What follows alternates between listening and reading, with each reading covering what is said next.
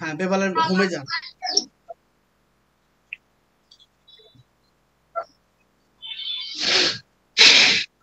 আচ্ছা ভাই, আমি যে আপনাকে অ্যাকাউন্টটা দিছি, আপনি ঠিকঠাক মতো বুঝে পাইছেন তো না? হ্যাঁ, সব ঠিকঠাক। ওকে। আর এনআইডি কার্ডের একটা কপি দিছি হোয়াটসঅ্যাপে, দেখেন। উপরের পৃষ্ঠায় গেছে, এখন নিচের পৃষ্ঠাটা দিচ্ছি।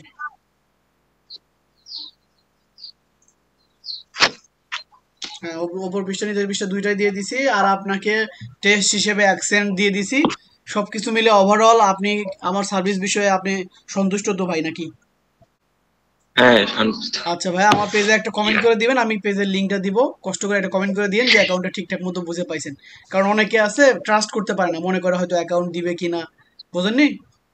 এবার আমি দেখলাম যে ওখানে অনেকগুলো হাড়ি একটার জন্য অনেকজন ট্রাস্ট করে এই না, দুঃখের কথা বুঝছেন? আর বললেন না, শুনেন আমি বলি। কিছু কিছু বাটপার লোক আছে, এরা নিজেরাও পেপাল সেল করে। এরা মনে করে কি করে, এরা ওই হ্যাঁ, যে ফলো, লাইক ফর লাইক, তারপরে ডু ফলো, এরকম কিছু সাইট আছে না যেগুলো টাকা দিয়ে লাইক ফলোয়ার কিনতে পাওয়া যায়।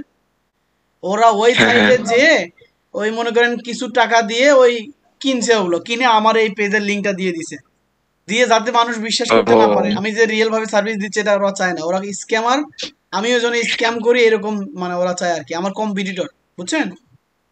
বুঝছি, হ্যাঁ, বুঝছি, এই কারণে বুঝছি। এই কাজগুলো আর এই কি। জন্য অনেকজন ট্রাস্ট করে না। হ্যাঁ, এই জন্য আমি আপনার কাছ হ্যাঁ, থেকে একটা কমেন্ট করে নিব, আপনি যে একটা কমেন্ট করে দিন যে ভাই অ্যাকাউন্টটা বুঝে পাইছেন, হ্যাঁ? হ্যাঁ, দেবো, সমস্যা নেই। আচ্ছা ভাই, ঠিক আছে, তো ভালো থাকেন, রাখলাম, আল্লাহ হাফেজ, হ্যাঁ? আল্লাহ হাফেজ, ভালো থাকেন। ঠিক আছে।